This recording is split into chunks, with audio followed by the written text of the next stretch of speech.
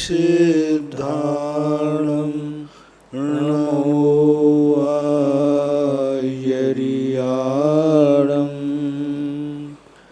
नमो वज्रायाणं नमो रोये सौवसाहूणम्। पंच परमेष्टि भगवान की जय हो। आचार्य श्री गुरुवर कुंद कुंद महाराज की जय हो। आचार्य श्री गुरुवर विद्यासागर महाराज की जय हो। परम पूज्य निर्यापक मुनि श्री 108 सुधा सागर जी महाराज की जय हो। मुरादाबाद से राहुल जन की जिज्ञासा है, पूज्य गुरुवर के चरणों में त्रिवार नमोस्तु। महाराज श्री, मेरी जिज्ञासा है कि क्या भगवान के सामने अपने पापों का प्रक्षालन करने के लिए अपने द्वारा किए गए पापों को या अपराधों को याद करना जरूरी है क्या? कृपया समाधान। जरूरी है। जब तक हम अपने अपराध को स्मृति में नहीं लाएंगे, हमारा पश्चाताप कैसे बनेगा? आपके घर में कोई भी व्यक्ति मर जाता है, जब तक उसकी याद नहीं आएगी तो रोना कैसे आएगा? जब तक याद नहीं आएगी तो गला कैसे भरेगा? जो अपराध किए हैं उनको भूलना नहीं है, अपराधों को स्मृति में लाना है तब तक जब तक हमारा शुद्धिकरण नहीं हो जाता। तो बराबर अनुस्मरण करके और उन अपराधों के प्रति अपनी कड़ी आलोचना स्वयं मुख से अपनी खुद करके भगवान के सामने प्रतिक्रमण प्रत्याख्यान करना चाहिए। सारंगपुर से डॉक्टर अंकित जैन पुरवाल, इनकी जिज्ञासा है, पूज्य गुरुवर के चरणों में त्रिवार नमोस्तु। महाराज श्री, मेरी जिज्ञासा है कि ये कर्म अपना फल स्वयं देते हैं अथवा अपने फलदान के लिए किसी अन्य शक्ति की अपेक्षा रखते हैं, और कर्म के अपने अवान्तरों में परिवर्तन कैसे और क्यों हो जाता है? कृपया समाधान। कर्म बंध के लिए भी निमित्त की अपेक्षा करता है, उदय के लिए भी, निर्जरा के लिए, सब कुछ निमित्त है। हमेशा द्रव्य क्षेत्र काल भवभाव को लेकर के ही कर्म बनते हैं। हर क्षेत्र में हर व्यक्ति हर प्रकार के कर्म बंद नहीं कर सकता।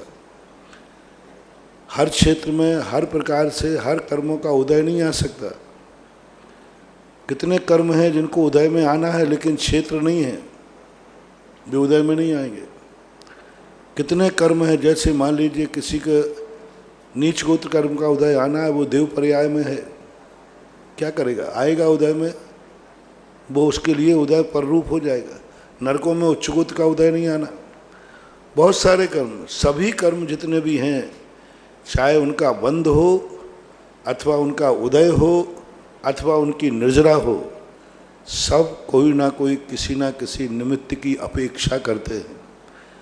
परिणामों के बिना ना तो बंध है और ना ही परिणामों के बिना उस रूप में निर्जरा है।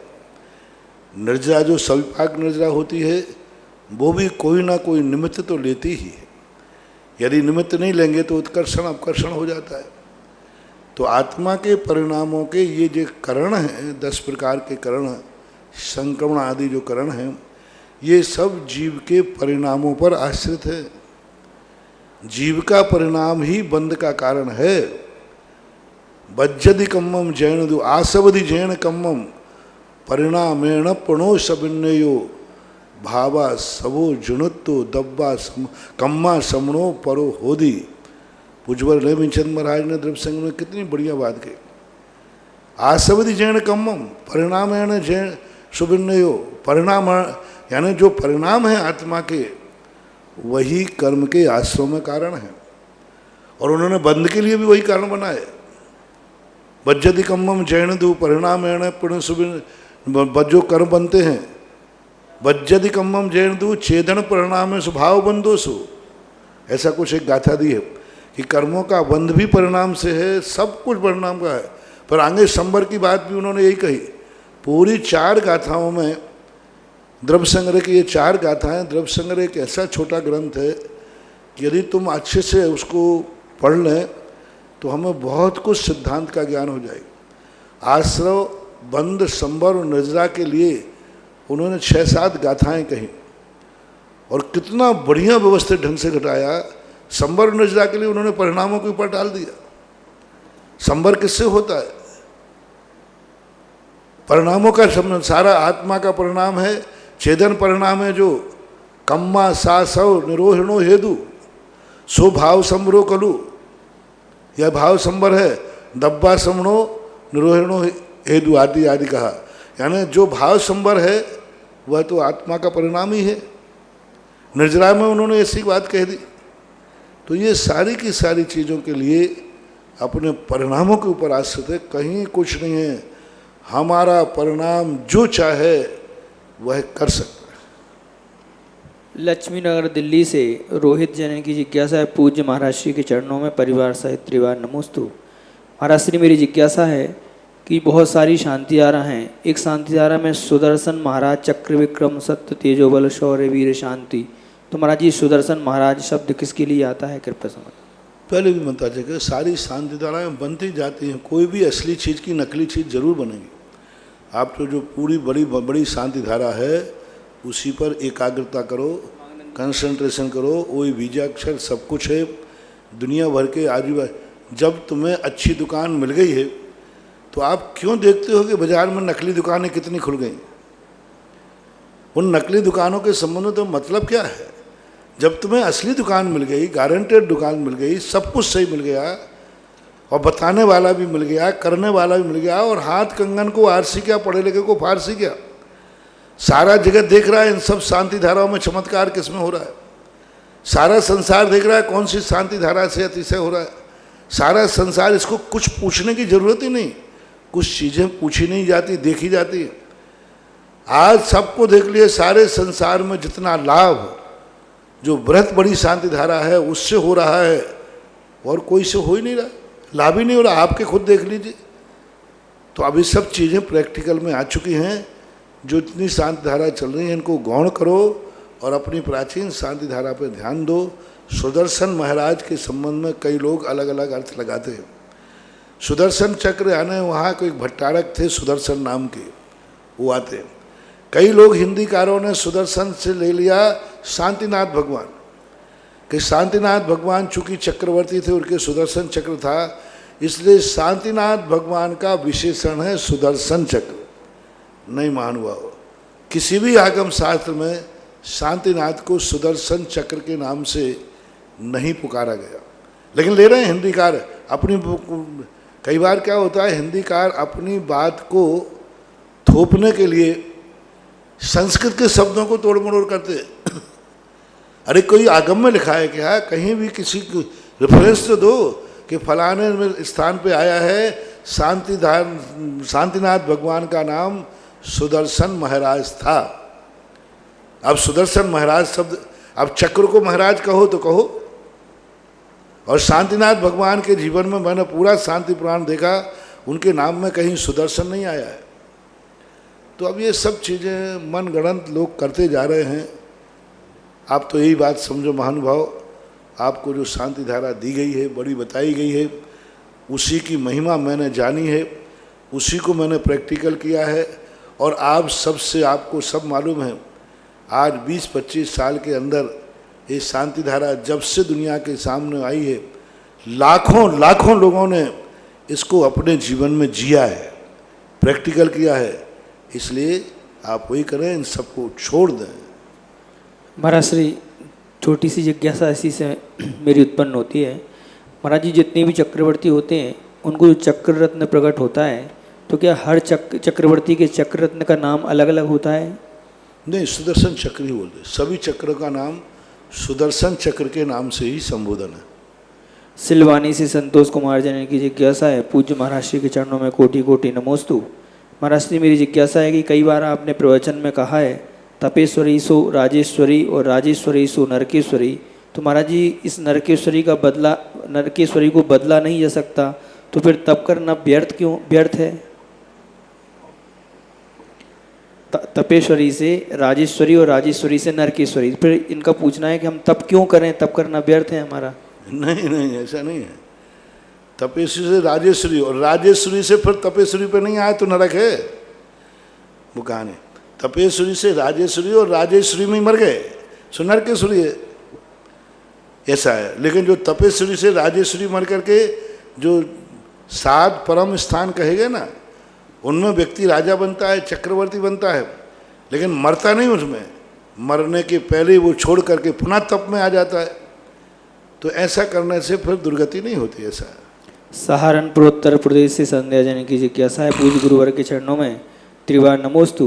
महाराज श्री, मेरी जिज्ञासा है कि जैन तीर्थंकर श्वपार्श्वनाथ भगवान जी की प्राचीन जन्मस्थली भदैनी वाराणसी में स्थित जैन घाट पर अवैध रूप से हो रही मछली बिक्री पर पुलिस प्रशासन सख्ती से इस पर प्रतिबंध लगाने के आदेश जारी करे।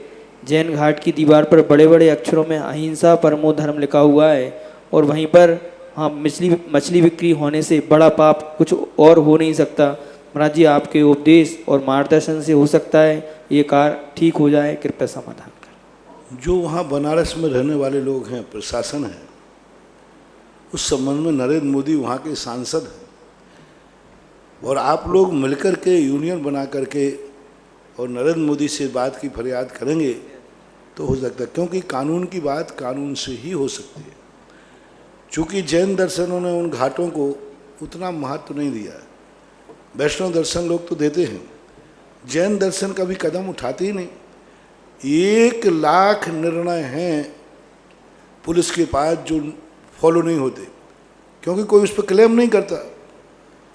तो आपको क्लेम करना चाहिए। और सबसे पहले जो बनारस में रहने वाले लोग हैं वो, और जो लोग इस बार की बात को देख के यात्रा पर जाते हैं, वह इस बात को यदि एक अपना यूनियन रूप से अभियान चलाए, इनमें सबसे ज़्यादा सक्रियता आगे आना पड़ेगा क्षेत्रीय समाज को। दूसरे लोग इस अभियान को उठाएंगे तो उतने पावरफुल से नहीं उठा पाएंगे, क्योंकि जैनी भी उस घाट पर नहीं जाते। लेकिन बनारस के लोग आगे आकर इस बात को उठाएंगे तो सारा भारत इसमें पीछे चल करके इस कार्य को करा सकता है, करना चाहिए। कई स्थानों पर जहाँ की समाज जागी है, उन तालाबों के अंदर आज भी मछली का मारने का प्रयोग नहीं होता, उत्पन्न भी नहीं करते। जो मछलियाँ सहज मरती हैं वो बात अलग है। तो प्रयास करना पड़ेगा, सब जो वहाँ अधिकृत हैं उस कमेटी को आगे बढ़ना चाहिए। बांसवाड़ा से सतीश कुमार जैन की जिज्ञासा है, पूज्य गुरुवर के चरणों में त्रिवार नमोस्तु। महाराज श्री, एक दिन आपने भक्तामर कक्षा में बताया कि आचार्य मानतुंग स्वामी द्वारा 7वीं शताब्दी में भक्तामर लिखा गया। गुरु, मेरी जिज्ञासा है कि क्या इससे पूर्व किसी ने आदिनाथ भगवान की इस प्रकार की स्तुति नहीं की थी? यदि की थी तो किस प्रकार से? क्या उनके शब्द भाव हमें ज्ञात नहीं हो सकते? कृपया समाधान। स्तुतियाँ तो हुई हैं। स्वयंभू स्त्रोत में एक छोटी सी स्तुति समंतभद्र महाराज ने 5 श्लोकों के माध्यम से सबसे पहले उन्होंने की थी। उसके बाद स्फुट स्तुतियाँ होती रहीं, लेकिन इतनी बड़ी स्तुति, इतनी प्रभावशाली स्तुति मानतुंग आचार्य के पहले आदिनाथ भगवान की किसी ने मेरी दृष्टि में नहीं आई। स्फुट है, मतलब छोटी छोटी है। जैसे मैंने स्वयंभू स्तोत्र कहा, मात्र 5 श्लोकों में आदिनाथ भगवान की स्तुति पूज्यवर समंतभद्र महाराज ने की। पर 7वीं शताब्दी के पहले इतने विस्तार रूप से 48 श्लोक प्रमाण, इतनी प्रभावशील, इतने पावरफुल, इतनी एनर्जीफुल स्तुति तो आदिनाथ भगवान की तो पहली ही मानना चाहिए। दिल्ली से पूजा जैन की जिज्ञासा है, पूज्य गुरुवर के चरणों में नमोस्तु। महाराज श्री, मेरी जिज्ञासा है कि 7वें, 8वें, 9वें, 10वें, 11वें गुण स्थान वाले जीव मरण से 4वें गुण स्थान में क्यों जाते हैं, 5वें और 6वें में क्यों नहीं जाते? कृपया समाधान। जा सकते हैं, क्रम से उतर के जा सकते हैं। 11वें से गुना होगा जी, 11वें से ना। हाँ, 7वें, 8वें, 9वें, 10वें, 11वें से 4थे गुण स्थान में जीव ही क्यों जाते हैं और 5वें, 6वें में क्यों नहीं जाते? जा सकते, किसने कहा नहीं जाते? यदि 6ठे, 7वें, 7वें गुण स्थान वर्ती मुनिराज गिर के 5वें में जा सकते, कोई आगम से बाधा नहीं। 5वें में, 4थे में, 3रे में, ऊपर श्रेणी से यदि वो क्रम से उतरते हुए आए हैं तो सीधे आकर 11वें से 10वां, 9वां, 8वां, 7वां, 6वां, 5वां, 4था, 3रा मिथ्यात कर सकते, कोई बाधा नहीं, आगम से कोई बाधा नहीं। गांधीनगर से ऋषभ साहा, इनकी जिज्ञासा है, पूज्य गुरुवर के चरणों में नमोस्तु। हाँ, मरने के बाद की बात अलग है, मरने का तो नहीं करें। मरने का नहीं। हाँ, मरने में तो हमने एक दिन बता दिया था ना, मरते समय तो 3 गुण स्थान ही विग्रह गति में होते हैं, 4था, 2रा और 1ला। ये 3 गुणस्थान ही विग्रह गति में होते हैं और कोई गुणस्थान होता ही नहीं है।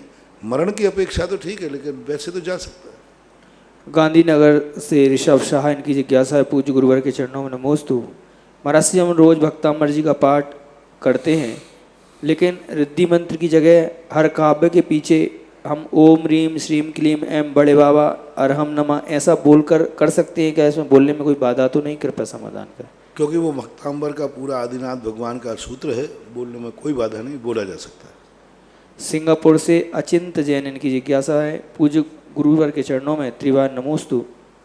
जैन आगमानुसार पंचम काल में हर 1000 वर्ष उपरांत एक कल्की और 500 वर्ष उपरांत एक उपकल्की राजा होगा।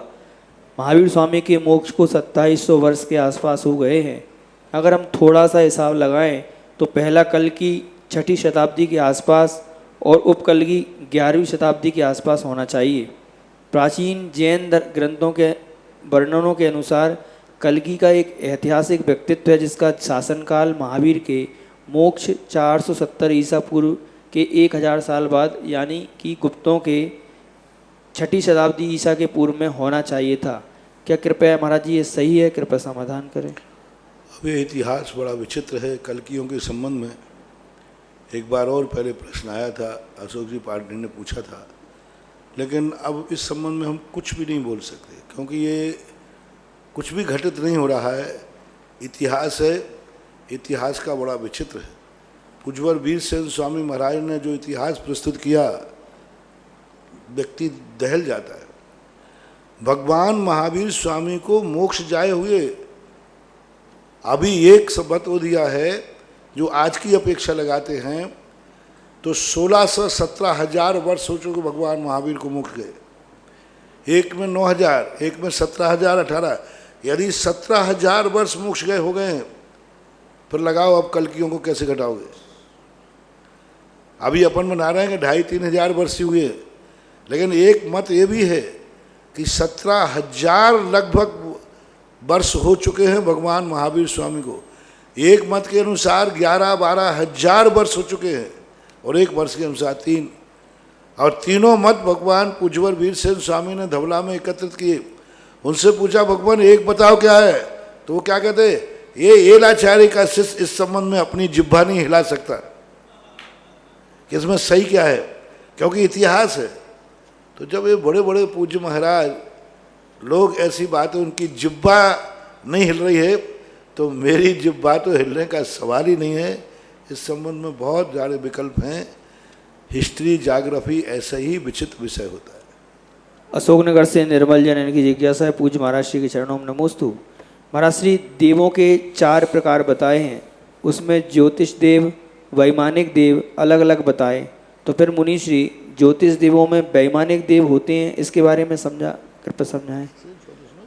ज्योतिषी देव और वैमानिक देव अलग अलग बताए हैं 4 प्रकार के देवों में, तो ज्योतिष देवों में वैमानिक देव होते हैं क्या, इसके बारे में थोड़ा बताएं। नहीं, जब अलग ही लगी है तो अलग हैं। वैमानिक अलग हैं जो मेरू पर्वत के ऊपर उनके विमान हैं। ज्योतिष वो हैं जो यहाँ से 710 से शुरू होकर 110 की पेटी बनती है योजन प्रमाण, यानी मेरू से काफ़ी नीचे है, वो बहुत नीचे। जो तारागण अपन को दिखते हैं वो तो सब अलग अलग है, एक दूसरे में मिक्सिंग नहीं है। महत भवनवासी और व्यंतरों के मध्यलोक में स्थान होते हैं, अधोलोक में भी कुछ स्थान है। बाकी ज्योतिष का स्थान अलग है। जहाँ जहाँ ज्योतिष के विमान हैं वहाँ ना वैमानिक हैं, ना भवनवासी हैं, ना व्यंतर हैं, और जहाँ जहाँ वैमानिक देव हैं वहाँ ये तीनों निकाय के देव नहीं हैं, वहाँ वैमानिक ही हैं। सिडनी ऑस्ट्रेलिया से श्रीमती नम्रता जैन, इनकी जिज्ञासा है, पूज्य महाराज श्री के चरणों में परिवार सहित त्रिवार नमोस्तु। महाराज श्री, मेरी जिज्ञासा है कि चरम शरीरी क्या होते हैं और हम मनुष्यों का शरीर कौन सा होता है, कृपया समाधान करें। चरम का अर्थ होता है अंतिम, बस इसके बाद उनको शरीर नहीं मिलेगा, ना वो मोक्ष जाएंगे। ये जैन दर्शन का एक कोड वर्ड है कि इनका बस अंतिम शरीर है, इसके बाद वो अशरीरी हो जाएंगे, यानी सिद्ध हो जाएंगे। अहमदाबाद से संगीता जैन, इनकी जिज्ञासा है, पूज्य महाराज श्री के चरणों में नमोस्तु। महाराज श्री, भक्तामर पाठ के 48वें काव्य में मानतुंग आचार्य महाराज जी ने कंठस्थ याद करने के लिए बताया है। महाराज जी, कंठस्थ याद करने में और देखकर पढ़ने में कितना अंतर है और दोनों का पुण्य कितना है? कंठस्थ विद्या और अंतस्थ धनम। अंटी में जेब में धन है, वो व्यक्ति कहाँ दुखी हो सकता है।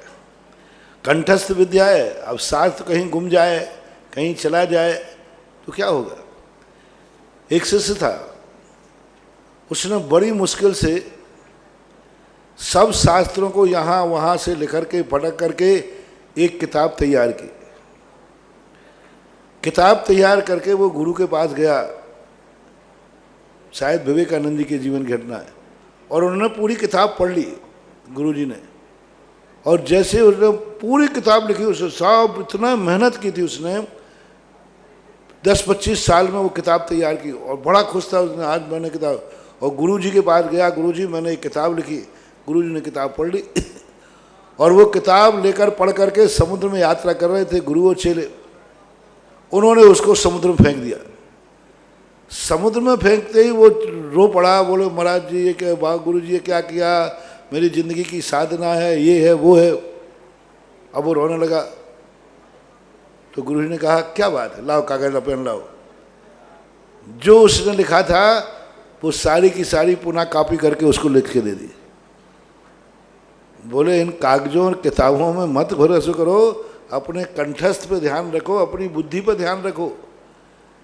यदि जो अपना ओरिजिनल है, उन किताबों से क्या फर्क पड़ने वाला है। जिसका ओरिजिनल ज्ञान होता है उसे किताब की जरूरत ही नहीं पड़ती, क्योंकि वो तो उसकी धारणा में है, स्मृति में है, और उसका कोई पार नहीं आता। जो अपनी आत्मा में से ज्ञान निकलता है ना, उस पर पार नहीं आता, जिंदगी भर वो अधूरा ही रहता है। जैसे आज मैंने कहा ना कि कितने ही पढ़ता जाए वो कभी अगाता ही नहीं, कितने चिंतन करता जाए कभी चिंतन पूर्ण होते ही नहीं।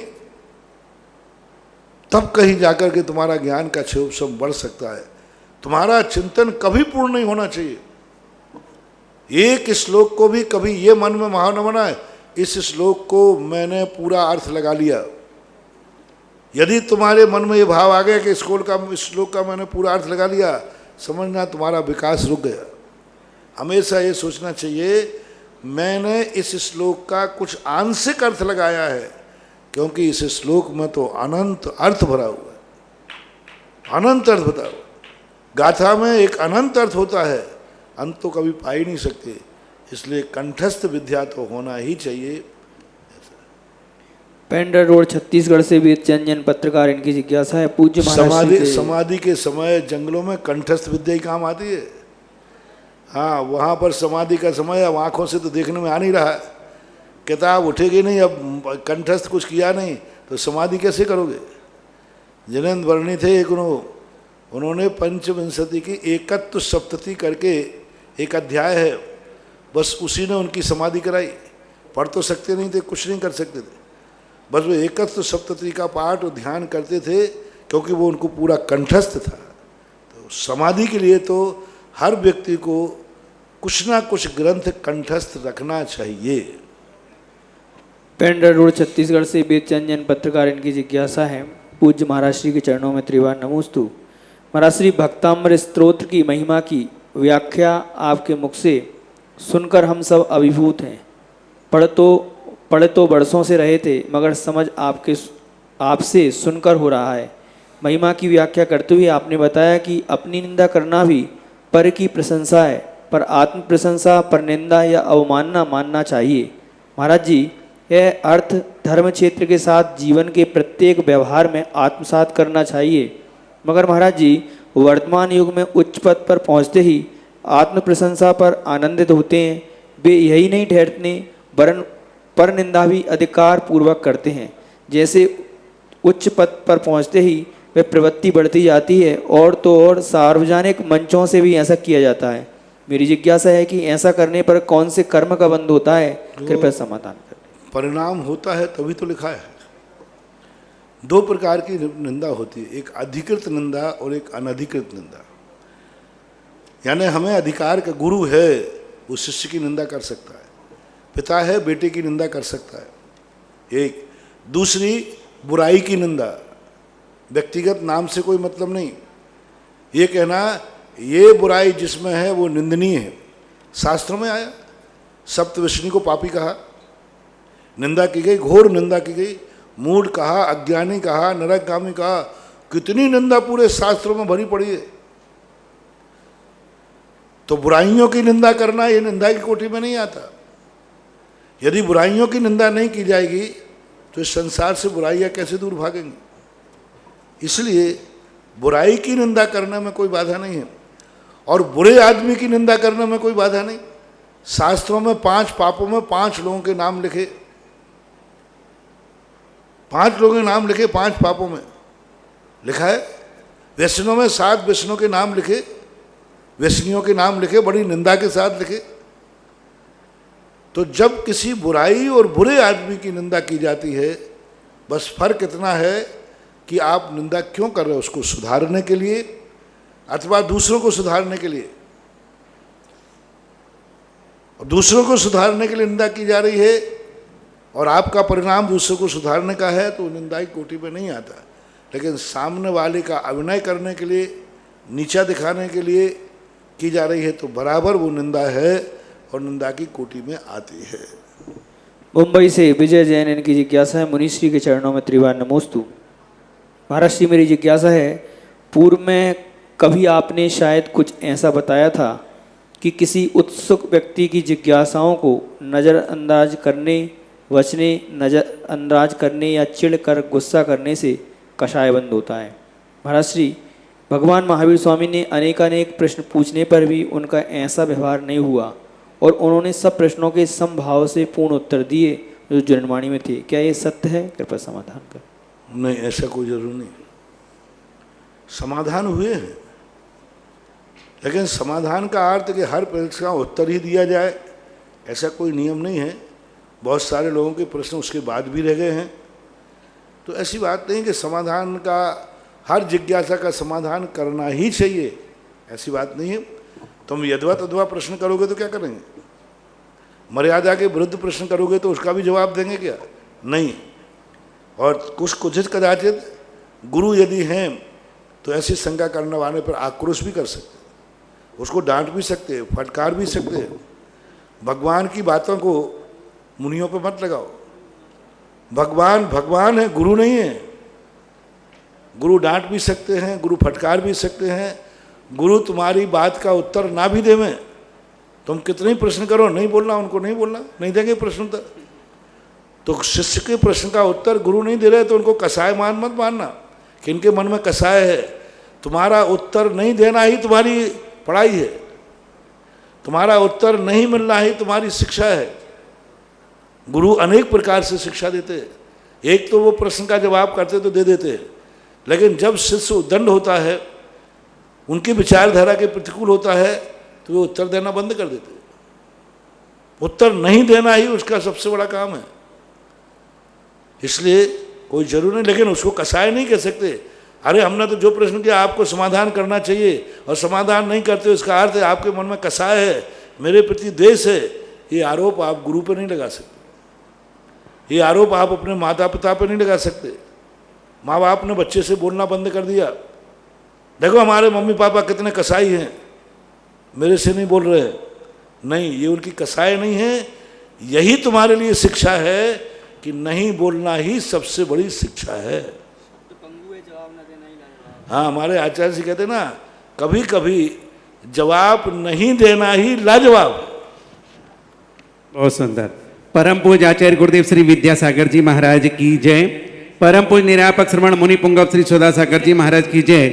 समस्त आचार्य संघ की जय। बंधुओं, हम प्रतिदिन महाराज श्री के मुखारबिंद से तरह तरह की जिज्ञासाओं का समाधान पाते हैं और हर व्यक्ति संतुष्ट हो जाता है। इसके बाद भी सायंकालीन वेला में, रात्रि में फिर कोई ना कोई जिज्ञासा उत्पन्न हो जाती है और उन जिज्ञासाओं का समाधान तत्क्षण महाराज श्री अपने चिंतन से, अपने ज्ञान से, अपने विवेक से यहाँ पर प्रदान करते, ताकि हर व्यक्ति संतुष्ट हो जाता है।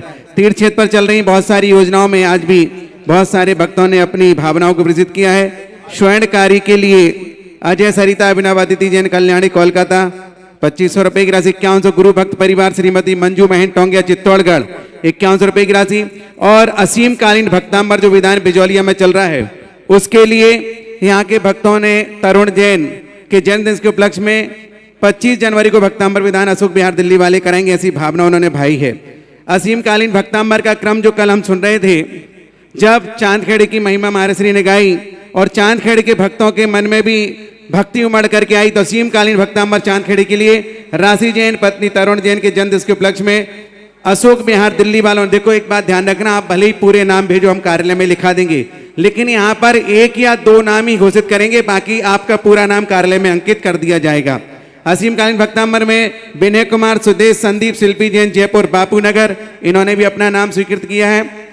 आगे अब 2 यहाँ चल रहे हैं तो बोल दिएगा बिजोलिया चांदखेड़ी। हाँ, दोनों अलग अलग बोल रहा हूँ महाराज जी। चांदखेड़ी, चंद्रोदय तीर्थ, 51 पूरे नाम कर दूं, सुभाष चंद्र, मनोज कुमार, नीरज, भोला स्टूडियो, अशोक नगर, अनी के जन्मदिन के उपलक्ष्य में विजय जैन अमेरिका से, उन्होंने 3 दिन अपने परिवार के नाम से लिए चांदखेड़ी चंद्रोदय के लिए।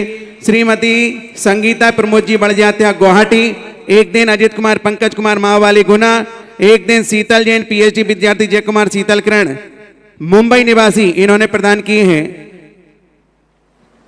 टीकम चंद, प्रमिला, पायल, रोहित, भावेश, नैनवा, श्रीनाथपुरम कोटा, ये सब चांदखेड़ी के नाम बोल रहा हूं, ध्यान रखेंगे।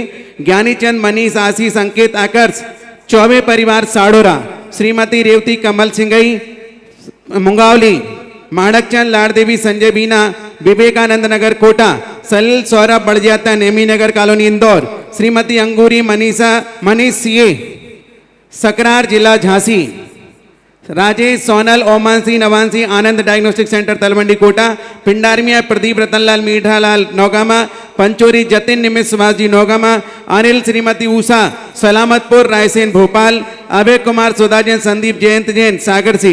महाराज श्री जिज्ञासा, हमेशा ध्यान रखना, यहाँ जो बोले जा रहे हैं इनका रिकॉर्ड यहाँ रखना जी, क्योंकि देना पड़ेगा। मैंने चांदखेड़ी भी खबर की है कि वहाँ मैनेजर महोदय टीवी के सामने बैठ के लिखते रहे और रिकॉर्ड करते वो नहीं, आपके यहाँ कमेटी के मैनेजर को दो। हाँ ठीक, यहीं के खतौनी नहीं करे।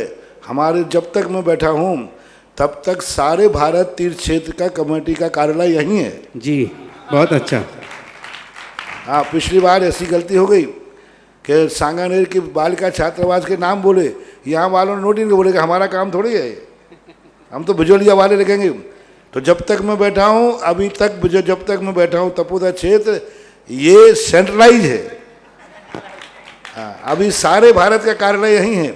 हर कानून, हर जो कलम यहाँ माइक से बोली जा रही है वो यहाँ के मैनेजर से रिकॉर्ड में मांगी जाएगी, ध्यान रखना। इसलिए इसको बाकायदा सुरेश जी से सबसे कहते हैं कि यहाँ जो भी माइक से बोला जाए उसकी खतौनी यहाँ के कार्यालय में होना चाहिए, जब तक मैं यहाँ बैठा हूँ तब तक। जी महाराज जी। सुनील गुड़ोदय तीर्थ क्षेत्र, महाराज जी नमोस्तु। महाराज श्री, जो कल अर्घ की बात चल रही थी, मुनि, आर्यका, श्रावक, श्राविका, उसमें सकल क्रम छाड़तम लिखा है। समझ गए। इसमें संबंध में क्या था, कल शंका वाले ने ये कह दिया, या लगता है वो कभी पूजा पाठ नहीं करता, हम तो करते ही नहीं है।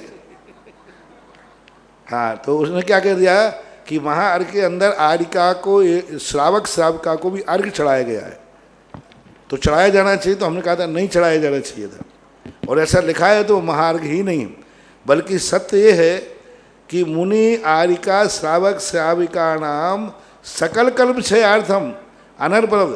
तो इसमें तो कोई बाधा नहीं। मुनि, आर्यिका, श्रावक श्राविकाओं के भी कर्मों के क्षय हों, इसमें तो तुम पशुओं का नाम भी लिख सकते हो। हाँ, अभी तो श्रावक श्राविका लिखा, पशु कर्म क्षयार्थम, देवता कर्म क्षयार्थम, सारो एक इंद्रिय, 2 इंद्रिय, सब संसार के सब जीवों को। तो ऐसा यदि लिखते हैं कि चारों प्रकार के जो संघ के लोग हैं उनके कर्मों का क्षय हो, ऐसा लिखने में कोई दोष नहीं। अर्घ्य चढ़ाना और कर्मों के क्षय की भावना करने में कोई बाधा नहीं। अगली जिज्ञासा है मयंक जैन पुणे, नमोस्तु। महाराज श्री, अरेन परमेष्ठी के जन्म के 10 अतिशय होते हैं, उसमें आया है समचतुर संस्थान और वज्रवृषभ नारायण सहनन, इसका क्या तात्पर्य है?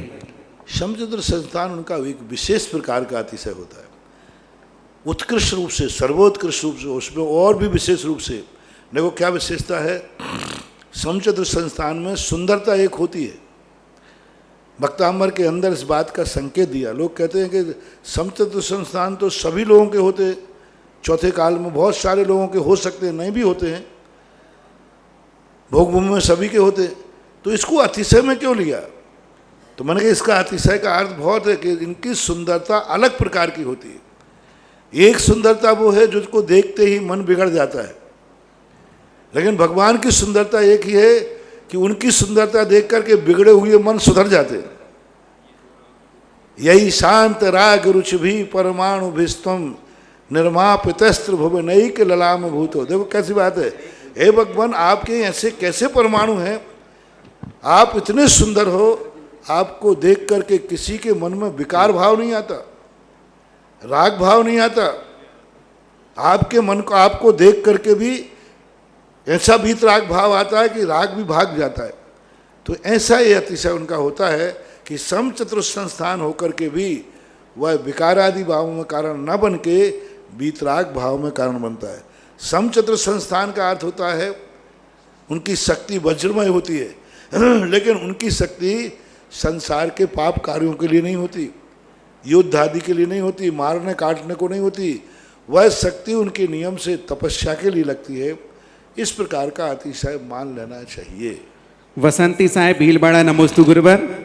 सचित्त त्याग प्रतिमा में पानी को पीने के अलावा बल्कि कार्य जैसे कपड़े धोना, शुद्धि करना, बर्तन धोना, नहाना आदि में भी छानकर एवं गर्म करके काम में लेना चाहिए। पानी को समाधान करें। मेरे से तो पूछोगे तो मैं तो कहूँगा लेना चाहिए। सचित्त त्याग प्रतिमा में मैं तो हमेशा ही कहता हूँ सचित्त लेना ही नहीं चाहिए। अब लेकिन आपकी सुविधाएं हैं, आगम में शास्त्र में पीने के संबंध में ही चर्चा आई है, लेकिन अन्य कार्यों में लेते हैं तो निषेध भी नहीं है। जितना ज़्यादा हम जीवों की विराधना से बचेंगे हमारा व्रत उतना ही विशुद्ध होगा। अनिल पटवारी, फिर कल के दिन पूछना, क्योंकि सचित्त प्रतिमाधारी किसान है, खेती कर रहा है, तो पूछ रहा कि महाराज खेत में पानी छान के देवें कि बिना छना? आप खेत में पानी गर्म करके देवें कि ठंडा करके? तो अब ये सब चीज़ों पर विचार नहीं, अकेले मात्र भक्षण के संबंध की ही चर्चा है विशेष रूप से। अगली जिज्ञासा अनिल पटवारी बिजौलिया, नमोस्तु गुरुदेव। मेरी जिज्ञासा है कि शरीर जन्म व संस्कार जन्म दो प्रकार के होते हैं, व मरण भी शरीर मरण व संस्कार मरण दो प्रकार के होते हैं। ये क्या और किस तरह होते हैं, कृपया समाधान करें। सीधी सी बात है, एक शरीर का जन्म होता है जो सबका होता है, संस्कार का जन्म होता है गुणों से, संस्कारों से, व्रतों से, नियम धर्म से, जिसे द्विज कहते हैं। मुनि महाराज के दो जन्म होते हैं, एक तो शरीर का जन्म हुआ ही है, लेकिन जब वो दीक्षा लेते हैं तो जिनवाणी माँ से उनका जन्म होता है, इसलिए महाराज द्विज कहलाते हैं। दो बार जन्म लेते हैं तो गुणों का संस्कार है। इसी प्रकार मरण सामान्य तरीके से सब मरते हैं, लेकिन जो संलेखना पूर्वक मरते हैं वो संस्कार मरण कहलाता है। रक्षिता जैन बिजौलिया, महाराज श्री 1.5 गुना हानि वृद्धि और काकतालिक न्याय, इन दोनों से क्या तात्पर्य है? 1.5 गुण हानि वृद्धि का अर्थ एक है, 1.5 यानी 6 हानि वृद्धि होती है। तो कर्मों की बंध की कक्षा में 1.5 गुण हानि वृद्धि, बंध पूरा एक रूप नहीं होता, एक हानि एक भाग रूप नहीं होता, 1.5 होता है। यानी जैसे मान लीजिए अनंत परमाणु, अनंत वर्गणाएँ, अनंत प्रदेश बंद किए हैं, तो उस अनंत में कुछ ना कुछ वृद्धि होगी, अनंत का कभी बंद नहीं होगा। अनंत में नियम से कोई ना कोई वृद्धि होगी, संख्यात की, असंख्यात की, पूरे संख्यात की नहीं होगी। 1.5 क्यों कहते हैं? एक प्रमाण माने आप सपोज कीजिए 100 के 10 भाग कर लीजिए। अब 100 में से एक 100 तो है, लेकिन 100 का कभी बंद नहीं होगा। उसमें नियम से दूसरा 100 लाना पड़ेगा, लेकिन दूसरे पूरे 100 का बंद नहीं होगा, नहीं तो वो 2 गुणानी वृद्धि हो जाएगी। 1.5 यानी आधा, यानी 100 पर 50 की वृद्धि होकर 150 का बंद होगा, तो ये 1.5 गुण हानि वृद्धि कहलाती है। तो दूसरी एक पूरी हानि वृद्धि और एक दूसरे वाले का आधी हानि वृद्धि, पूरी नहीं लेना। और इतने प्रमाण का बंध होता है, इतने की निर्जरा होती है, इतनी ही सत्ता में पड़े रहते हैं। तो ये कर्मों की कक्षा में 1.5 गुण हानि वृद्धि का उल्लेख मिलता है। अगली जिज्ञासा है काकताली न्याय का अर्थ होता है अनायास। कौआ डाल पर उड़ के आके बैठा, उसी समय डाल को टूटना था, तो कौआ कहता देखा मेरे बैठने से डाल टूट गई। ये काकताली न्याय, अनायास, ऐसा माना चाहिए। अगली जिज्ञासा है नमोस्तु भगवान। भरत चक्रवर्ती 6 खंडों की विजय करने जाते हैं, तो लवण समुद्र भी गए थे, तो क्या 60 खंड में लवण समुद्र भी आता है? नहीं आता। लवण समुद्र नहीं गए चक्रवर्ती, लवण समुद्र में कहाँ गया? क्योंकि 6 खंड तो लवण समुद्र में आते ही नहीं, ये तो तलभाग है, ऐसा कहीं उल्लेख नहीं है। श्री कुमार जैन फूटाताल जबलपुर से सत्सत नमोस्तु गुरुदेव। कृत कारित और अनुमोदना लवण समुद्र के किनारे गए होंगे, कहीं आपने पढ़ा होगा लवण समुद्र के किनारे किनारे के मलेक्ष खंड को जीता, ऐसा कहीं पढ़ा होगा। लवण समुद्र में सरखंडाधिपति के लिए चक्रवर्ती के जाने की जरूरत ही नहीं पड़ती। अगली जिज्ञासा श्री कुमार जैन फूटाताल जबलपुर से सत्सत नमोस्तु गुरुदेव। कृत कारित और अनुमोदना का फल एक समान होता है, ऐसा कार्तिक की अनुप्रीक्षा में 380 में बताया गया है, क्या यह सही है? एक समान तो है ही, लेकिन बदमाशों के लिए नहीं। जो कृत करने के कर सकते हैं, यदि वो अपना बहाना बना के कहें वो मंदिर जा सकते हैं, कोई बात नहीं, लेकिन कृत कार्य बराबर है। आज हम अपना अर्घ बेटा के हाथ भेज दे, बेटा तुम हमारा अर्घ ले जाना, मैं नहीं जा रहा हूँ, तो महान पाप लगेगा। कृत करना चाहिए पहले। कृत जब जो नहीं कर पाए, द्रव्यच्छेद काल की मर्यादा कृत कर ही नहीं पाएगा, तो फिर कारत करा दिया, भाई मेरी तरफ से भी श्रीफल चढ़ा देना। कारत भी ना कर पाए, श्रीफल भी नहीं भेज पा रहा है, तो यहीं से भाव से कर लेना। इनके माध्यम से कई लोग बहुत प्रमाद करते हैं। प्रमाद नहीं करना, ये मजबूरी के लिए 3 बनाए गए हैं, तो मजबूरी को ही समझना चाहिए। अगली जिज्ञासा है नमोस्तु महाराज श्री अभिषेक जैन कानपुर से। गुरुजी मेरी जिज्ञासा भी है और निवेदन भी है। गुरुजी 1 वर्ष से 5 वर्ष से व 5 वर्ष से 15 वर्ष तक के बच्चों का मार्गदर्शन करें, जिससे कि मैं भविष्य में जैन धर्म को और अपने गुरु के नाम से परिचित रहें, वह जैन धर्म की पताका देश विदेशों तक फैला सकें, जिसके लिए सप्ताह में कम से कम 1 दिन प्रवचन बच्चों के लिए हो, क्योंकि इस समय लॉकडाउन चल रहा है, बच्चे घर पर हैं। हमारे सारे प्रवचन बूढ़े और बच्चों को सबको होते हैं। मैं प्रवचनों में बच्चों को भी लाता हूँ, मम्मी पापा को भी लाता हूँ, और उत्कृष्ट समय सार भी कहता हूँ। बताओ, सचतुष्टय जैसे महान गहनतम विषय के अंदर आज मैंने मम्मी पापा को सावधान किया कि तुम्हें 15 महीने क्या करना है प्रातःकाल के प्रवचन। तो सब में प्रवचन, क्योंकि प्रवचन को हमें बहुयामी बनाना पड़ता है, क्योंकि बालक भी सुन रहा है, बड़े भी सुन रहे हैं, सब सुन रहे हैं। और सबसे बढ़िया तो बच्चों का यही है कि पाठशाला का उनको संस्कार दिया जाए, और जब तक पाठशाला का संस्कार नहीं देंगे हम उनको कितना बता सकते हैं। और पढ़ाया जा रहा है, अभी ऑनलाइन जो क्लासेस चल रही हैं उनमें बच्चों की भी क्लासेस चल रही हैं। ऑनलाइन जो क्लासेस चल रही हैं जिनमें 50,000 लोग कम से कम इस बार पढ़ रहे हैं, तो उनमें बच्चों की क्लास है, पहले भाग की क्लास है, बच्चों को कैसे जीना चाहिए, ऐसा। बंधुओं, अभी मेरे पास संकेत पहुंचा कि आखिर चांदखेड़ी में होने वाले विधान की राशि क्या है। मैंने कल भी कहा था, फिर कह रहा हूँ 51,000 रुपये। और जीवन में आप विचार करिएगा, कैलकुलेशन करिए कि जब तक आपका जीवन है, जब तक आपका परिवार है, जब तक आपका कुल है, तब तक हमेशा वर्ष में 1 बार विधान होता रहेगा। मात्र 51,000 रुपये की राशि है। देवेंद्र मीनल, राजकुमार, सुलोचना जैन इंदौर 1 दिन का विधान। राकेश सोना मुंबई, जो कि गुणोदय के मूल लायक मंदिर बनाने वाले पुण्यार्जक, इन्होंने भी 1 दिन का वहां पर भक्तांबर कराने का भाव व्यक्त किया। अगली जिज्ञासा है सुधा पटवारी बिजौलिया। नमोस्तु गुरुदेव। लेकिन शुरू जब ही होंगे जब 365 हो जाएंगे, ध्यान रखना, नहीं तो तुम अभी इसे कर दो कि शुरू हो जाए, कमेटी से पूछो हमारी तारीख दो। कई लोगों ने तारीख दे दी है महाराज जी। हाँ, तारीख दो, मतलब अभी हम शुरू नहीं कर रहे। तुम कभी कल कोई कहे कि मुझे इसी हफ्ते में भवदान करना है, तो हाँ नहीं, सही बात। जब तक 365 नाम नहीं होंगे तब तक अभी वहाँ विधिवत विधान शुरू नहीं हो पाएगा। हाँ, आप वैसे विधान करना चाहें तो वहाँ होते हैं, हर साल होते हैं, प्रतिदिन विधान हो रहे हैं वहाँ भक्तांबर, पुजारी वगैरह जो रहते हैं वो कराते हैं। लेकिन जिस विधि से हम कराते हैं, कलश स्थापन, नंद्यावर्ती की स्थापना, वो विधि तो जब ही होगी जब 365 नाम हो जाएंगे जी। अगली जिज्ञासा, कम से कम 300 से ऊपर तो जाएं। नहीं, हो जाएंगे महाराज जी, आप बिल्कुल, आपका आशीर्वाद है, कभी खाली नहीं जा सकता। सुधा पटवारी बिजौलिया। नमोस्तु गुरुदेव। मेरी जिज्ञासा कि कर्मबंध की जो अवस्थाएं हैं उनमें उदय अवस्था में प्रदेशोदय व फलोदय आता है, ये क्या होता है, कृपया मार्गदर्शन करें। प्रदोषय और फलोदय का अर्थ होता है जो कर्म जिस रूप में बंधे थे वे उस रूप में उदय में नहीं आकर के पर रूप में उदय में आ जाते हैं। और वो पर रूप में उदय में आकर चले जाते प्रदोष उदय, क्योंकि जब आबादा काल हो गया तो उनको उदय में तो आना पड़ेगा। आबादा काल के बाद कर्म उदय में आते हैं, लेकिन वो जिस रूप में बंधे हैं उस रूप में उदय में नहीं आते, इसको मानते हैं। प्रदोषोदय की ज़्यादा चर्चा ऐसी है नहीं, क्योंकि फलोदय के साथ ही प्रदोषोदय होता है। जैसे बंद के समय प्रदेश बंद के साथ ही चारों बंद एक तरफ एक साथ हैं, इसी प्रकार जब फल देते हैं तो सभी प्रदोषोदय, प्रकृति, प्रदेश, स्थिति, चारों उदय एक साथ आते हैं।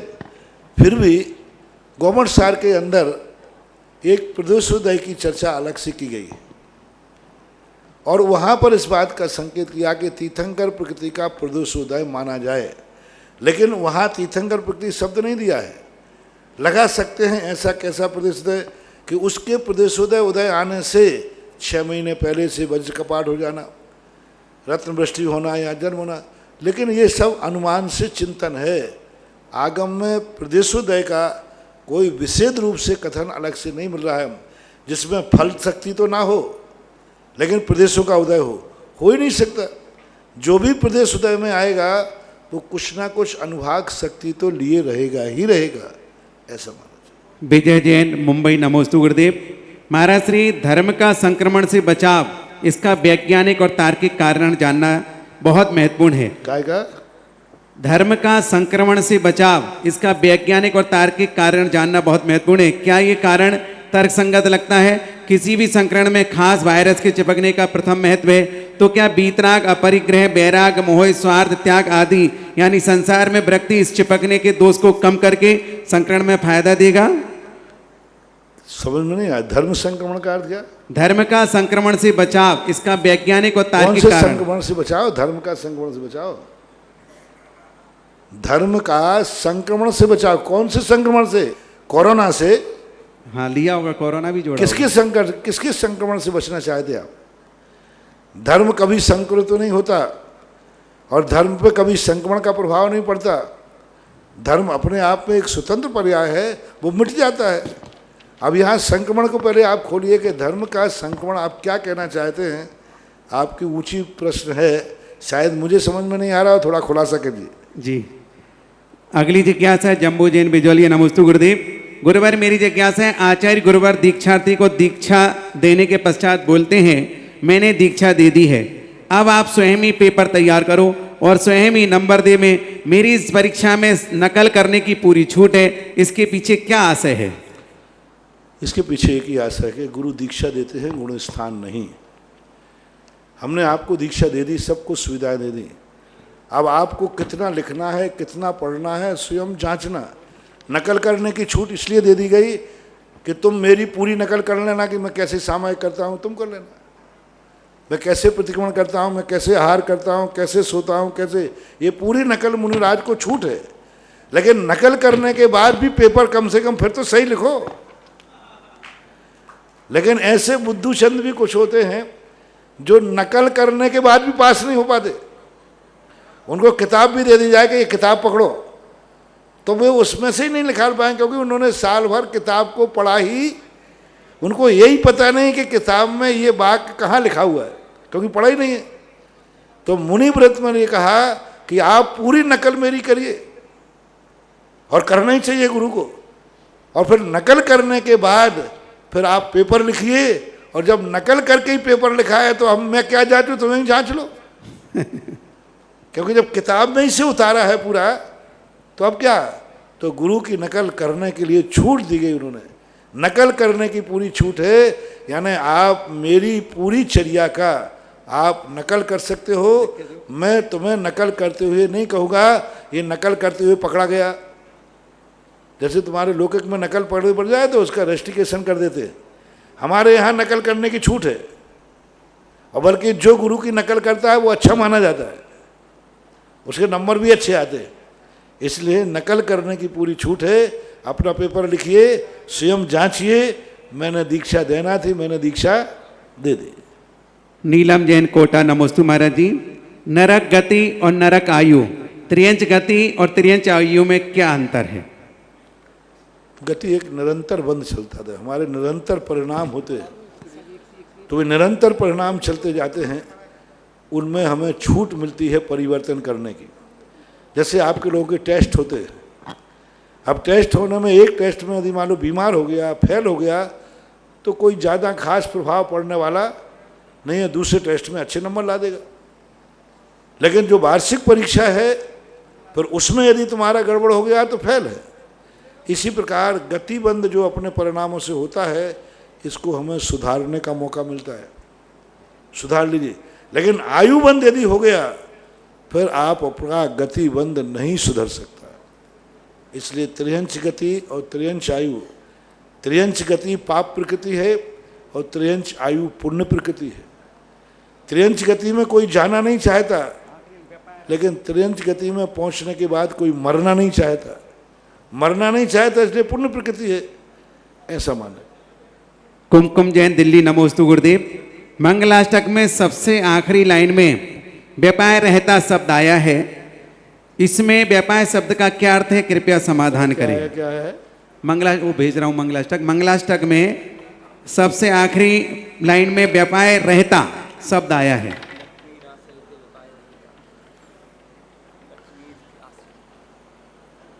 लक्ष्मी रास आए थे, विपाय रहता निर्माण लक्ष्मी से, यानी पहले तो आपको लक्ष्मी मिलेगी, ये अर्थ है इसका कि पहले तो आपने मंगलाष्टक पूजा किया तो लक्ष्मी मिलेगी, फिर इसी लक्ष्मी के साथ मोक्ष नहीं जाओगे, विपाय रहता, फिर इस लक्ष्मी को छोड़ करके निर्माण रूपी लक्ष्मी मिलेगी।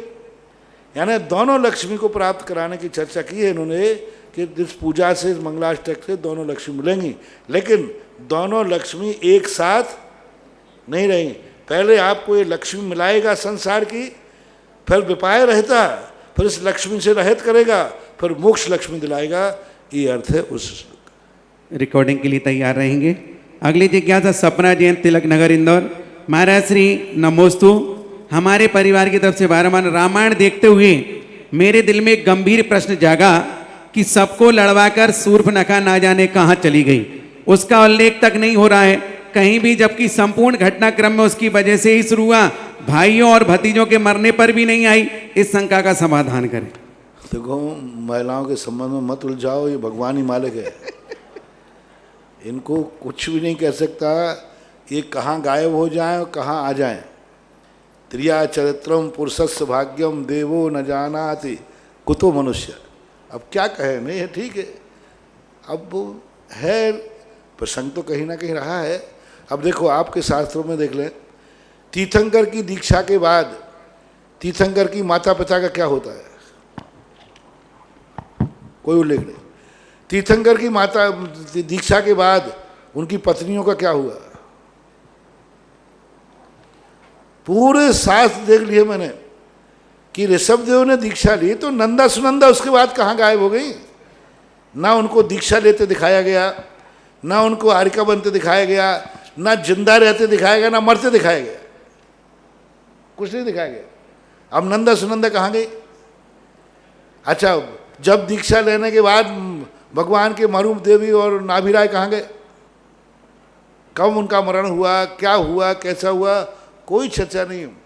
तो कारण ये होता है नाटक में मुख्य जो हीरो मर जाता है, फिर उसके बाद सारी रामायण पूर्ण हो जाती है। फिर शेष लोग कहाँ गए, कैसे गए, ये सब कुछ भी नहीं होता। और ये काव्य कहलाते हैं। आपने पिक्चर में देखा, पिक्चर को अंत में ऐसे समय पर बंद कर देते हैं हम, फिर उसके बाद उन्होंने क्या किया पता ही नहीं, कुछ ही नहीं, बस जो शिक्षा देना थी वो दे दिया। वहाँ मात्र इतना बताना था कि एक स्त्री कितना चरित्र रच सकती है, यदि उसको बता देते तो स्त्री चरित्र का बताने में कमी आ जाती। वहाँ ये भी बताना था, देखो सबको लड़ा दिया, सबको मिटा दिया और स्वयं गायब हो गई। दो ही पालड़ी दे दिया तेल, तुम नाचो हम देखें खेल, देखें खेल, एक मुहावरा है हिंदी में। तो ऐसा स्थिति बनती है कहीं ना कहीं। सुदेश जैन, सुदामा नगर, इंदौर। पूज्य गुरुदेव के चरण में कोटि कोटि नमन। गुरुदेव, मेरा प्रश्न यह है कि मनुष्य के विचार, परिणाम या भाव भी कर्म सत्ता के अधीन रहते हैं, या वर्तमान वातावरण, पर्याय एवं संगति के अनुसार उसके भाव एवं परिणाम होते हैं? आगम में तो चरणानुयुक्त तो यही कहता है कि हमारे हाथ में होते हैं ना, निमित्त के अधीन यदि परिणाम कर दिए जाएं तो हमारा कल्याण कभी होगा ही नहीं। जितने परिणाम हैं हमारे परिणाम है, हमारे अधीन है, कौन क्या करेगा। सामने वाला गाली देगा, क्रोध तो मुझे करना है, सामने वाला मेरे आयत कर रहा है, लेकिन क्रोध तो मैं करूँगा, मुझे क्रोध नहीं करना, बात खत्म है। अपने हाथ में ही है सब कुछ, किसी के हाथ में नहीं अपने परिणाम। हम चाहें तो सुधार सकते हैं, हम चाहें तो बिगाड़ सकते हैं। अगली जिज्ञासा है रिकॉर्डिंग के माध्यम से। मेरे अनंत उपकारी गुरुवर के चरणों में कोटिशा नमन। मैं नीति कलरैया, खारघर, नवी मुंबई से। पूज्य गुरुवर, जिस प्रकार भावों व परिणामों के कारण इसके बदलने से लेशा बदल जाती है, या यूँ कहो लेशा के बदलने से भाव बदल जाते हैं, तो एक वृत्ति और महावृत्ति के गुण स्थान में भी परिवर्तन आ जाता है और वह नीचे गिर जाता है। तो पुनः उसको ऊपर उठने के लिए क्या चिंतन करना चाहिए? नमोस्तु गुरुवर। जिस ढंग से गिरा है उसको छोड़ करके विपरीत हो जाए। वो गिरा क्यों है? किस निमित्त से गिरा? किसने उसकी लेसिया बिगाड़ी? किसने उसका क्रोध कराया? हमारे यहाँ एक ही बात लिखी है कि जिस निमित्त से हमारे परिणाम निकलते हैं उस निमित्त को देखने से परिणाम बिगड़े, देखना बंद कर दो। उसकी बात सुनने से कसाय बढ़ी, सुनना बंद कर दो। इस वस्तु खाने से हमारे लिए नुकसान हुआ, उसको खाना बंद कर दो। तो फर्स्ट एड तो यही बनता है कि हमें ये भी जानना चाहिए कि मेरे परिणाम क्यों बिगड़ रहे हैं, कौन बिगाड़ रहा है मेरे परिणाम, उससे दूर हट जाओ। आप अपने आप को वहाँ से हटा लीजिए। पहला तरीका तो यही है। दूसरा तरीका है कि अपने तत्व चिंतन के माध्यम से अपने परिणामों को स्थिर कीजिए। मान लीजिए वो आपका पीछा कर रहा है, तो आप तो वहाँ से भाग गए, फिर भी वो कहता मैं आ रहा हूँ, पारसना कमठ जैसा। बगा भागो, कहाँ जाते हो? 700 मुनियों जैसे उज्जैन में उन्होंने उपसर्ग किया, वहाँ से हस्तिनापुर भागे, वे चारों बलि आदि वहाँ पहुँच गए। अब आप भागो, कहाँ भागते हो? तो फिर तत्व चिंतन ही एक धारा है कि हमने जो कर्म किया है वह सबसे बढ़िया परिणामों को संभालने का साधन है। विपाक विषय धर्म ध्यान। विपाक विषय धर्म ध्यान एक ऐसी कुंजी है जिसके जीवन में ये आत्मा की पर्याय बन गई, उसका कोई कुछ नहीं कर पाएगा, कोई कुछ नहीं, क्योंकि उसको विपाक विषय धर्म ध्यान है। वो कहता मेरे कर्म का उदय है, ये मेरा पीछा करेगा, अब मुझे ही समता परिणाम धरना है। बस परिणामों को संभालने का सबसे बढ़िया सरल पंक्ति है, जे कर्म पूरब किए हैं खोटे, सहे क्यों नहीं जीरा, अति क्रोध अग्नि बुझाए प्राणी, शाम जल ले सीरा। गिर करके उठने के लिए इस प्रकार के परिणाम ही संबल बनते हैं। अगली जिज्ञासा पुनः रिकॉर्डिंग के माध्यम से। नमोस्तु गुरुवर, कोरोना महामारी से आपके बिजोलिया ठहराव को सकारात्मक लेते हुए ये मानते हैं कि आपके कदम चमलेश्वर जी अतिशय क्षेत्र को ऊंचाइयां प्रदान करने के लिए ही रुके हुए हैं। गुरुवर, जब भगवान का समोषण का मार्ग भी यही था, तो आपके कदम अन्यत्र कैसे जा सकते हैं? कृपया 2020 का चतुर्मास प्रदान कर क्षेत्र का उद्धार करें। गुरुवर, 73 दिन से मंदिर बंद हैं। सरकार इन्हें 8 तारीख से खोलने जा रही है। इतने दिन के बंद मंदिरों को किस विधि विधान से खोला जाए? कृपया समाज को मार्गदर्शन करने की। पूनम जी भीलवाड़ा। मैंने इस संबंध में बहुत पहले सजेशन दे चुका हूँ। करीबन मैंने 10 दिन पहले इस प्रकार का सजेशन दे चुके कि सभी लोग अपने अपने मंदिर में जाना शुरू करें, लेकिन मर्यादा को लेकर। फ्री नहीं किया जा रहा है, आपको सावधान किया जा रहा है। मंदिर जाएं लेकिन सोशल डिस्टेंस बनाएं। मंदिर जाएं पर वहाँ पर मूर्ति आदि का अभिषेक मूर्ति को न छुएं। मूर्ति को जो छूते हैं उनको बाकायदा शुद्धि होना चाहिए, बेसन से आदि से, जो भी आपके रीठा आदि हैं। सबसे पहले जो अभिषेक करने वाले हैं उनको सबसे पहले वस्त्र जो हैं बिल्कुल एकदम शुद्ध वस्त्र होना चाहिए, जिन वस्त्रों के ऊपर किसी प्रकार का दूसरे ने धुलने के बाद किसी ने छुआ नहीं हो। दूसरी बात, आप लोगों को अपने पूरे हाथ धोना चाहिए। और हाथ ऐसे नहीं, पानी से नहीं। आप लोग कैसे हाथ धोते मंदिर में? 2 बूंद पानी लिया, यूं बस हो गया। वो पानी कहाँ गया? वहीं लेपा पोती हो गई। काहे को धोते? हाथ धोने का अर्थ है पानी हाथ में से नीचे निचोड़ना चाहिए। कम से कम 30 सेकंड तक हाथ धुलना चाहिए। अभी उन्होंने कोरोना के समय कहा था ना कि हाथ धोने का अर्थ नहीं गीले करना, 30 सेकंड तक पानी से हाथ धुलना चाहिए। और ऐसे हाथ बेसन से, आप ये नहीं समझें कि हम नहा के आए हैं, आप ये नहीं समझें कि हम नहीं, जब अभिषेक करें उसके ठीक पहले आप हाथ धोइए बेसन से, रीठा से, जिस प्रकार के आपके अच्छी तरह से जुड़ सकें, जो सदोष ना हो। आपने डॉक्टर को देखा नहा धो करके साफ होके आता है, लेकिन जब वो ऑपरेशन थिएटर में जाता है तो एक बार फिर अपने हाथ धोता है। ऐसे ही अभी आपको करना है, मंदिरों में आपको हाथ धोना है। और कलश जो पानी है सारे तमेड़ी को ना छुए, कोई एक व्यक्ति पानी देवे और जिस कलश से जो अभिषेक करे वो भगवान से ऊपर से ढाल देवे, और उस कलश को एक गर्म पानी की बाल्टी रखो सामने, उस कलश को सीधा वही वो अपने हाथ से उस पानी में डाल देवे। दूसरा व्यक्ति उस कलश का उपयोग ना करे। गर्म पानी में निकालने के बाद फिर बाद में कर सकता है, डायरेक्ट नहीं करे। वेदी को टच नहीं करे, मूर्ति को सभी लोग टच नहीं करें। गंधोदक डायरेक्ट सभी लोग ना लेवें। गंधोदक के लिए व्यवस्था बनाई जाए, बाहर अलग से चम्मच से कोई देवे। तो ये अनुशासन आपको रखना है, नहीं तो जो आए भगवान को छू रहा है, वही कलश से 100 लोग अभिषेक कर रहे हैं, वही सबको, ऐसा नहीं होना चाहिए। इनके लिए आपके लिए व्यवस्था बनाना पड़ेगी मंदिर में। सभी लोग अभिषेक नहीं करते हैं तो सब देखने का प्रयास करें। जो 1 लोग 2 लोग हैं वे अभिषेक कर रहे हैं और सब लोग देखें अभी आपातकाल में। और मंदिर में जब जाएं तो थोड़ा सा वहाँ गैप रखें, मंदिर के सामान को न छुएं, शास्त्र आदि भी अभी न छुएं। अभी दर्शन की छूट मिल रही है, शास्त्र आदि पढ़ें तो फिर उस शास्त्र आदि को आप सैनिटाइज करके छूना चाहिए। आजकल बिना उसका भी आता है, एक बिजली का एक ऐसा आता है गरम हवा करने वाला, भाप हवा।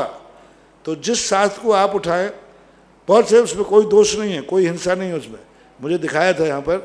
तो उसको आप प्लग से लगाइए, उससे गर्म हवा आएगी। उस शास्त्र को आप गर्म हवा दिखा दीजिए, फिर आप उस शास्त्र को पढ़ सकते हैं। ऐसे ही डायरेक्ट उठा के नहीं पढ़े। यानी अभी आपको पूर्ण सावधानी बरतना है। और मंदिर आपको खोलने की विधि मैंने बता दी। अब कोई 10 उपवास की पालना तो है नहीं कि हम बैठ के करावे।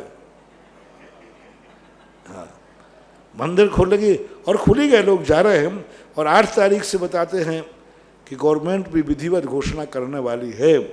लेकिन अब जैसे जैसे सरकार घोषणा कर रही है, आप अपनी तरफ से स्वयं को लॉकडाउन में रहिए, आप अपनी मर्यादा में रखिए, बाहर के लोगों से मेल मिलाप कम करिए, रिश्तेदारों से कम करिए, जय जिनेंद्र करिए, हाथ नहीं मिलाइए। हाँ, हाथ मिलाने की परंपरा खत्म। भारतीय संस्कृति को अपनाइए। अगली जिज्ञासा पुनः रिकॉर्डिंग। निर्यापक मुनि श्री सुधा सागर जी महाराज को योगेंद्र जैन ग्वालियर परिवार का नमोस्तु। महाराज श्री, कल के प्रवचन में आपने काफ़ी समझाया कि मंदिरों में गुरुओं के लिए नौकर का प्रयोग नहीं, वरना अतिशय नहीं होगी, कायका उनकी बद्दुआएं और लगेंगी। मंदिरों में नौकरों की आवश्यकता नहीं, अतिशय नहीं होता। में आपने समझाया था कि गिरनार आदि पर्वत पर चढ़ते समय डोली का प्रयोग करो, वो तुम्हें दुआ देंगे। ये 2 पक्ष हुए। एक तीसरा पक्ष भी डोली के साथ जुड़ा हुआ था कि हमको मालूम है कि उसमें से 100 में से 99 शराब पीते हैं। तो ये तीसरा डायरेक्शन। अब इस तिराहे पर बहुत कन्फ्यूज़न है, कृपया इसका समाधान करें। पहली बात तो नौकरों से कार्य कराने में, हमारे मूल भगवानों की सेवा कराने से हमारी मूर्तियों के अतिशय कम होते हैं, क्योंकि वो मजबूर हैं। मैंने कई मूर्तियों को, पुजारियों को पटकते पटकते देखा है। पहले उनको मूर्तियों की एक पूजा करना पड़ती थी एक वेदी पर, और उन्होंने वहाँ पर 24 मूर्तियाँ ला के रख दी, अब इनका मार्जन करो। तो वो इतना चिड़चिड़ाता है कि एक मूर्ति के लिए नौकरी मिली थी, अब 24 और बढ़ा दी। और मैंने कई बार प्रश्नों में संस्मरण सुनाए भी हैं, मैंने अपनी आंखों से देखा है कि उनके परिणाम बहुत बुरे होते हैं। तो ऐसी स्थिति के लिए आप लोगों को सावधान रहना चाहिए। मैं तो ये कहता हूँ कि आप अपने पेट में जो रोटी लेते हैं वो भी नौकर की ना खाएं। महाराज को नौकर की नहीं खिलाया, मैंने विस्तार दिया था, क्यों निषेध किया गया। इसी प्रकार डोली के लिए मैंने आदेश नहीं दिया कि डोली को जाएं, वो डोली वाला कह रहा था कि महाराज आप ऐसा निर्देश देवें, गिरनार की बात है, कि सभी लोग डोली से वो करें, मैं तो खुश होऊंगा, मैं दुआ दूंगा। सभी लोग डोली से अभी से बंद ना करें, ऐसा मेरा आदेश नहीं है। सभी लोग को पैदल करना चाहिए, ये पहला है। लेकिन वो एक पक्ष रखा था कि अपन समझते हैं कि उनको कष्ट हो रहा है, लेकिन वे हमें दुआ दे रहे हैं कि बहुत अच्छे सेठ जी आए, आज हमारे सारे बच्चों को रोटी मिल गई। यदि ये सेठ जी में डोली से बंधना नहीं करते तो हमारे बच्चे आज भूखे मर जाते। तो उसका सोच, मैंने एक डोली वाले का सोच प्रस्तुत किया था कि अपन सोच रहे हैं ये, लेकिन वो क्या सोच रहा है कि नहीं बहुत अच्छा हुआ, वो दुआ दे रहा है, सेठ जी फिर एक बार मौका देना। अब बोलो ऐसे पहाड़ पे चढ़ने के लिए छाती पे चढ़ा के ले जा रहा है, और फिर कह रहा है एक बार और मौका देना, जब भी आओ सेठ जी मुझे ही करना। तो एक उसका पक्ष देखो, कभी भी कोई वाणी होती है अर्पता नरप सिद्धे, प्रसंग के अनुसार होती है। वहाँ प्रसंग क्या है, मजदूर की तरफ से ये आदेश नहीं है कि हर व्यक्ति को डोली से ही अब वंदना करना चाहिए। अब रही बात कि वो शराबी है या जुआड़ी है, वो अधिकार हमारा कितना है, हम कितना कर सकते हैं, वो वहाँ देखना चाहिए जहाँ पर हम शौक से कर रहे हो। लेकिन अब तुम्हारे पास मजबूरी है, कितने मजबूरी में काम होते हैं। नौकर का उदाहरण दिया था हमने, डोली वाले का नहीं। एक नौकर तुम्हारे यहाँ नौकरी करता है, मजदूरी की उसने, बेलदार था, और तुम्हें मालूम है शराब पिएगा और आपको उसके पैसा देंगे या नहीं देंगे, ये प्रसंग था। डोली वाले का प्रसंग नहीं था उसमें। एक नौकर है आपके यहाँ मजदूरी की, बेलदार था, और तुम्हें मालूम है कि जाते शराब पिएगा, और आपके यहाँ उसने मजदूरी की है, तो आप क्या करेंगे। मजदूरी नहीं देंगे, कोर्ट आपसे मजदूरी दिलाएगा। बस आप इतना पकड़ कर सकते हैं कि शराब पीने वाला मजदूर नहीं लाए, लेकिन जो काम तुम्हें कराना है वो शराब पीने वाला ही करेगा। आप क्या करोगे, मजबूरी है, शराब पीने वाला ही करेगा, दूसरा कर ही नहीं सकता। आप क्या करोगे, देना पड़ेगा। तो ये सापेक्ष कथन है। कितने नेता होते हैं, हमें मालूम है स्पष्ट रूप से वे शुद्ध मांसाहारी है, शुद्ध शराब पीते हैं, लेकिन मुख्यमंत्री बन गए, कोई कलेक्टर बन गए, कोई मजिस्ट्रेट बन गए, और बिल्कुल स्पष्ट मालूम है कि शराबी मांसाहारी है। अब आप खड़े होंगे तो आप उनको माला पहनाएंगे कि नहीं, आप उनको सम्माननीय कहेंगे कि नहीं। जब मुख्यमंत्री आया, मुख्यमंत्री प्रधानमंत्री, पहले देख लीजिए सारे मुख्यमंत्री मांसाहारी थे, अब क्या करोगे उनको, राजा है, और हमें मालूम है कि आशीर्वाद, और आशीर्वाद देना पड़ेगा। मांसाहारी राजा तो भी देना पड़ेगा। तो हमारे यहाँ नीति कारण लिखा, जहाँ मजबूरी आ जाती है उसके आचरण की तरफ ना देखकर अपने कार्य की तरफ देखना है। अब राजा का आचरण देखेंगे, और यदि आपने राजा को रिस्पेक्ट नहीं दिया और नाराज हो गया तो तुम्हारे सारे मंदिर को निपटा देगा, तुम्हारे सारे महाराजों को निपटा देगा, तुम्हारी सारी जिनवाने को निपटा देगा। अधिकार है, कलम उसके पास है। तो नीति कही जाती है कि जब मजबूरी हो जाए, जिससे हमें कार्य कराने से लाभ ज़्यादा है, तो हम वहाँ उसका आचरण नहीं देखेंगे, हम अपना कार्य निपटाएंगे। हमारा कार्य होना है, वो तो मांसाहारी है ही, लेकिन यदि मैंने उसको माला पहना दी तो हमें क्षेत्र के लिए, मंदिर के लिए जगह दे देगा वो। देखना, मांसाहारी कलेक्टर है, मांसाहारी सब है, लेकिन हमने इसको माला पहना दी या महाराज ने आशीर्वाद दे दिया तो मंदिर को जगह मिल जाएगी, मंदिर बन जाएगा। अब बोलो, एक मंदिर बनना है जहाँ हजारों लाखों लोगों का कल्याण होना है, और एक मांसाहारी के हाथ में कलम है, और मांसाहारी जब देगा जब महाराज आशीर्वाद देंगे और तुम माला पहनाओगे, अब क्या करोगे? क्या करना चाहिए? करना पड़ेगा। अब देखेंगे वो तो मांसाहारी, तुम नहीं लोगे तब भी वो मांसाहारी तो है ही। अच्छा है कि वो अपने लिए मंदिर की जगह दे रहा है, तो कम से कम उसका तो जो होगा तो होगा, लेकिन उस मंदिर से कितने लोगों का कल्याण होगा। अब तुम ये कहो महाराज जी देखो मांसाहारी को आशीर्वाद दे रहा, अरे भैया मैं मांसाहारी को नहीं दे रहा हूं, मैं मुख्यमंत्री को दे रहा हूं, पद को दिया जाता है। तो कुछ चीजें ऐसी यहां लेना चाहिए सापेक्ष करके। मजबूरी है, दूसरा कोई उपाय ही नहीं है, वही उपाय है। तो अब क्या करोगे? आप कीचड़ में फंस गए हैं और अकेले हैं, और आपने कभी भी छुआ नहीं है किसी को, और वो कहता साहब मैं मांसाहारी हूं, शराबी भी हूं, आपको निकाल लूं? अरे छूना मत मुझे, मांसाहार में महाराज हूं, ध्यान सुना, तो मरो फिर। अब वहां उसके हाथ से तुम बाहर निकल जाओगे या मर जाओगे? निकल जाएंगे। बोलो, अरे भाई निकाल दे, तू मांसाहारी है तो है, कम से कम मेरी जिंदगी तो बचाए। तो इस प्रसंग को सापेक्ष कथन होता है। कभी कोई इस प्रकार के कथन होते हैं तो उसमें अपेक्षा को भी देखना चाहिए। एक और चांदखेड़ी के लिए भक्तामर जी के लिए नाम आया, निहाल चंद, कमला जी, रोहित, राहुल, धानोपिया परिवार कोटा। अगली जिज्ञासा पुनः रिकॉर्डिंग के माध्यम से। मेरे परम उपकारी परम पिता के चरणों में त्रिबार नमोस्तु गुरुवर, नमोस्तु गुरुवर। हे गुरुवर, हम अभी द्रव्य संग्रह का अध्ययन कर रहे हैं, उसमें हमें दर्शन का स्वरूप समझ नहीं आ रहा है।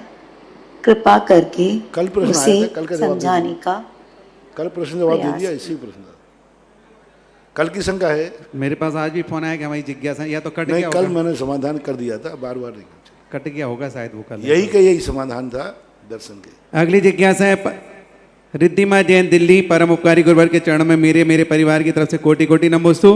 गुरुदेव, मेरी जिज्ञासा है कि व्यवहार सम्यक दर्शन और निश्चित सम्यक दर्शन क्या होता है, कृपया समाधान करें। व्यवहार सम्यक दर्शन में देव शास्त्र गुरु को उपकारी मान करके स्वीकार किया जाता है। निश्चय सम्यक दर्शन में उनकी हुई बताई बात को आत्मसात किया जाता है। जैसे मैं प्रवचन दे रहा हूँ, सपोज कीजिए उदाहरण के रूप में, तो आप ये मानना ये व्यवहार सम्यक दर्शन है।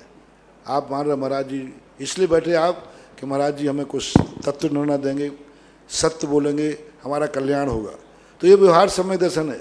और जो तुम्हें उतारा तुमने, अब महाराज ने जो कहा है अब मैं इसको अनुभव में लाता हूँ, तो ये उदाहरण के रूप में निश्चय सम्यक दर्शन। व्यवहार सम्यक दर्शन की जितनी बातें हैं उनको अपने आत्मासात कर लेना, अनुभव में लाना, वो निश्चय सम्यक दर्शन कहलाता है। देव सात गुरु का आलम्बन रूप, जैसे उनको 6 द्रव्य 7 तत्वों को व्यवहार रूप में निर्णय कर लिया। अब गुरु ने कहा कि ये हे है, ये उपादेय है, तो हे को छोड़ देना, उपाय में लीन हो जाना, इसको बोलते हैं। आदि कुमार बंड, नागपुर, महाराष्ट्र से नमोस्तु गुरुदेव। कर्म भूमि में अकृत्रिम जिनालय होते हैं क्या?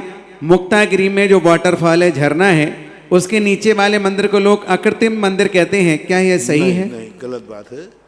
कर्मभूमि में अकृत्रिम चैत्यालय हो सकते हैं, जैसे विजयार्थ भी कर्म श्रेणी मानी जाती है, तो विजयार्थ की श्रेणी में अकृत्रिम चैत्यालय हैं विजयार्थ पर्वत के ऊपर, लेकिन वो कर्मभूमि में आता है, तो हो तो सकते हैं, लेकिन वो इधर आर्यखंड में बीच में कहीं है, ऐसा कहीं नहीं है।